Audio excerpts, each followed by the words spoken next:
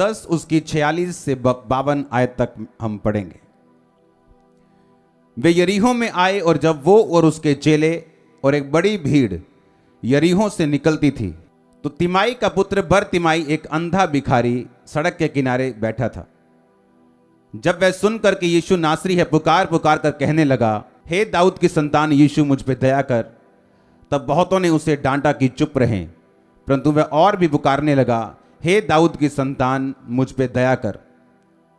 तब यीशु ने उठकर कहा, उसे बुलाओ, और लोगों ने उस अंधे को बुलाकर उससे कहा, ढाढ़स बांध, उठ, वह तुझे बुलाता है। तब वह कपड़ा फेंककर शीघ्र उठा और यीशु के पास आया। इस पर यीशु ने उससे कहा, तू क्या चाहता है कि मैं तेरे लिए करूं? अंधे ने उससे कहा, हे रब्बी, कि मैं देखने लगूं। यीशु ने उससे कहा, चला जा, तेरे विश्वास ने तुझे चंगा किया है। वह तुरंत देखने लगा और मार्ग में उसके पीछे हो लिया। अपनी आंखों को बंद करके अपने हाथों को उठा, खुदावंद को बोलो, खुदावंद ये वचन जब मेरी आत्मा में जाए ये 100 गुना फलों को लेके आए। मांगो ऊंची आवाज में।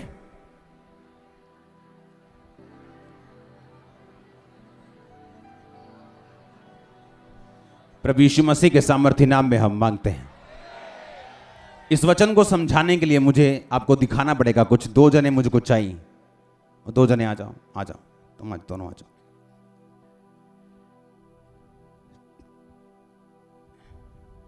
आपको यह मालूम होना चाहिए कि कोई भी छुटकारा अपने आप नहीं होता। कोई भी छुटकारा उसके लिए कीमत है, उसके लिए स्ट्रेटजी है, प्लान है और विल है, इच्छा छुटकारा लेने की।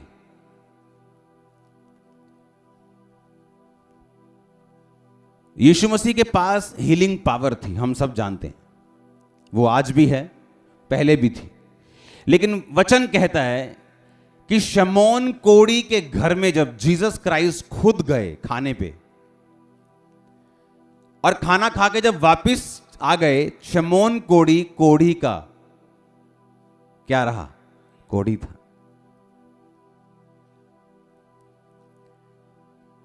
और ऐसे भी लोग थे जो जीसस क्राइस्ट जब उस जगह पे जा रहे थे तो जस्ट रास्ते में उसको छूकर वो चंगे हो रहे थे, और कोढ़ से भी बड़ी बीमारियों से हील हो रहे थे। कितने इस बात को समझ रहे हैं?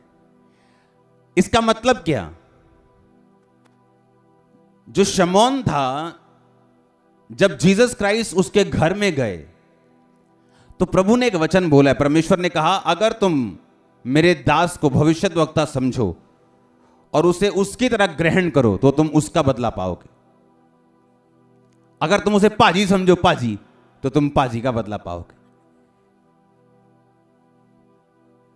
अगर तुम उसको प्रेरित समझते हो, पास्टर समझते हो, टीचर समझते हो, मेंटर समझते हो, तुम उसका बदला पाओगे। अब शमौन जब परमेश्वर को अपने घर बुला के लेके आया तो परमेश्वर पर ही शक करने लगा, क्योंकि एक औरत आके परमेश्वर के पांवों को चूमने लगी, अपने बालों से परमेश्वर के पांवों को अपने आंसुओं से धोने लगी। वो औरत एक वेश्या थी, पापी थी। तो वो लड़का, वो बंदा सोचने लगा कि अगर ये भविष्यद्वक्ता है तो उसको मालूम नहीं कौन औरत इसके पांव को टच कर रही है। और जीसस क्राइस्ट उससे कहने लगे, उसकी मन की बात को समझ के, कि एक व्यक्ति जिसका 500 माफ हुआ और एक व्यक्ति जिसका 5 लाख का कर्जा माफ हुआ, कौन ज्यादा प्यार करेगा? 5 लाख वाला। तो परमेश्वर ने कहा, इसका ज्यादा कर्जा माफ हुआ है, इसके ज्यादा पाप माफ हुए हैं, ये ज्यादा बिलीव करती है, इसलिए। और वो जो थोड़ा, समझो बात, कहां है छुटकारा? कहां? मैं आपको प्रूफ करूंगा आज। शमौन के दिल में क्या था कि मैं धर्मी हूं, मैं क्या हूं? मैं राइचस मैन हूं, मैं इस औरत की तरह थोड़ी हूं, ये तो वैश्य औरत है, मैं तो राइचस आदमी हूं। और जीसस क्राइस्ट को जज करने लगा, ये क्या है? ये तो इसको मालूम ही नहीं है कौन औरत इसके पांव छू रही। और जब वो जीसस क्राइस्ट को जज करने लगा, उसको परखने लगा, जो उसको मिलना था वो रुक गया। जीसस को फर्क पड़ा कोई? उसने इसको चंगा नहीं किया तो इसको किया, इसको नहीं किया तो उसको किया। उसको क्या फर्क है? कुएं में से आपने पानी नहीं निकाला, किसी और ने पानी निकालकर अपनी प्यास बुझाई, क्या फर्क पड़ता है? कोई फर्क है क्या? कोई फर्क है? नहीं फर्क। लेकिन प्यासे को फर्क है, जिसको नहीं मिला उसको फर्क है। और किसको नहीं मिला यह मैं आपको बताता हूं। अब अंधा जब परमेश्वर को पुकार रहा था कि परमेश्वर मुझ पे दया कर, मर्सी कर, दया कर, तो बाइबल कहती परमेश्वर ने थोड़ी देर इग्नोर करके उसको बुलाया और कहा आ जा, और उसको चंगा किया। पंजाबी जी कुंडी कहते हैं, किथे कुंडी फसी, मैं तुहानू दसदा किथे फसी। हालेलुया। अब सुनो ध्यान से। दो आदमी परमेश्वर के घर में आए। कौन इनमें से थोड़ा शरारती लग रहा है? ये लग रहा है थोड़ा। तो ये था पाप में फंसा हुआ। हां, आया परमेश्वर के घर में और इतना दुखी कि मैं पाप में हूं, घुटनों पर आकर रोने लगा कि परमेश्वर मैं पापी हूं, मुझे माफ कर, मुझ पे दया कर। हां, और एक आदमी जो अच्छा था, हां, जस्ट फॉर एग्जाम्पल, कि अच्छा है, धर्मी है, टाइट देता है, प्रार्थना करता है, और वो भी परमेश्वर के घर में आया। और जब उसने देखा है ये नशेड़ी इत्थे की करदा, और इसने क्या कहा, परमेश्वर मैं इसकी तरह पापी नहीं हूं, मैं टाइट पे करता हूं, मैं बाइबल पढ़ता हूं, मैं रोजे रखता हूं। तो परमेश्वर ने कहा वो व्यक्ति जिसने आंखें ऊपर उठाना भी ना चाहा क्योंकि वो पापी था, मेरी निगाह में धर्मी ठहरा और छुटकारे को पाएगा। और ये जो अपनी निगाह में धर्मी है, अब सुनो ध्यान से, किन लोगों का छुटकारा रुका हुआ है? जो सेल्फ राइचियसनेस में, जो अपने आप को धर्मी और दूसरों को बेवकूफ समझते हैं, और दूसरों को पापी समझते हैं, और दूसरों को नीचा समझते हैं।